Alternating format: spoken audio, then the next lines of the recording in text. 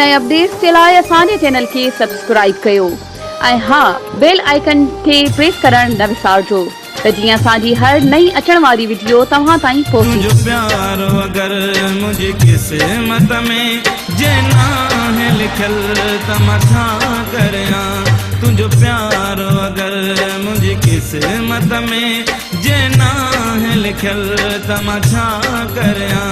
इन गाल में कुदरत जो दिल पर आराज़ रखल त मां छा करियां। तुझो प्यार अगर मुझे किस्मत में जे नाहे लिखल त मां छा करियां। इन गाल में कुदरत जो दिल पर आराज़ रखल त मां छा करियां।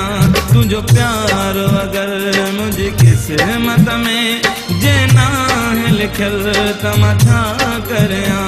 तुझो प्यार अगर मुझे किस्मत में जे नाहे लिखल त मां छा करियां।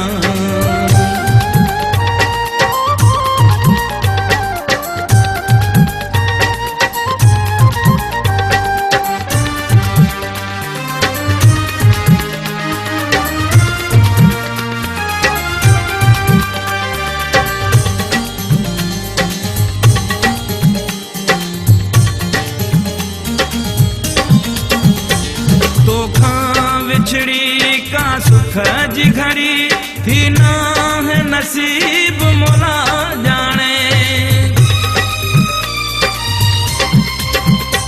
तो खां बिछड़ी का सुख जी घड़ी थी ना है नसीब मोला जाने। हर पल पियो पठिए में पचंदो वता आ दिलड़ी झुरियल त मां छा करियां। हर पल पियो पठिए में पचंदो वता आ दिलड़ी झुरियल त मां छा करियां। इन गाल में कुदरत जो दिल पर आराज़ रखल त मां छा करियां। तुझो प्यार अगर मुझी किस्मत में जे नाहे लिखल त मां छा करियां। तुझो प्यार अगर मुझी किस्मत में जे नाहे लिखल त मां छा करियां।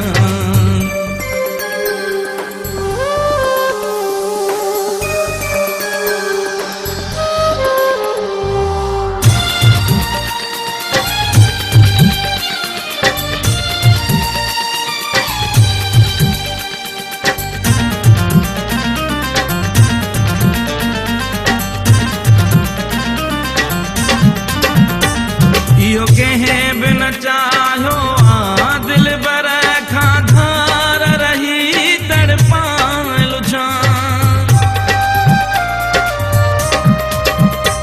इहो कंहिं बि न चाहियो आ दिल बर खां धार रही तड़पाए लुझां। मजबूर मां आहियां छो त मुंहिंजो भाग फिटल त मां छा करियां। मजबूर मां आहियां छो त मुंहिंजो भाग फिटल त मां छा करियां। इन गाल में कुदरत जो दिल पर आराज़ रखल त मां छा करियां। तुझो प्यार अगर मुंहिंजी किस्मत में जे नाहे लिखल त मां छा करियां। तुझो प्यार अगर मुंहिंजी किस्मत में जे नाहे लिखल त मां छा करियां।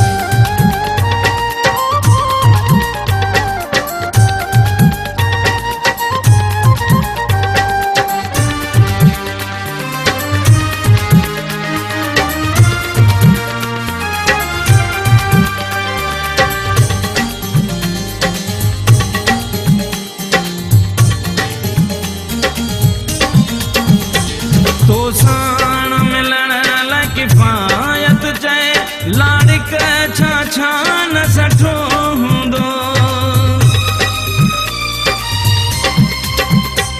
तो साण मिलण लाइ किफ़ायत चए लाड़िक छा छा न सठो हूंदो। मालिक जे तरफ़ां दुखड़न जो आज़ाब मिलल त मां छा करियां। कजे तरफ़ां दुखड़न जो आज़ाब मिलल त मां छा करियां। इन ॻाल्हि में कुदरत जो दिल पर आराज़ रखियल त मां छा करियां। तुंहिंजो प्यार अगरि मुंहिंजी क़िस्मत में जे नाहे लिखियल त मां छा करियां। तुंहिंजो प्यार अगरि मुंहिंजी क़िस्मत में जे नाहे लिखियल त मां छा करियां।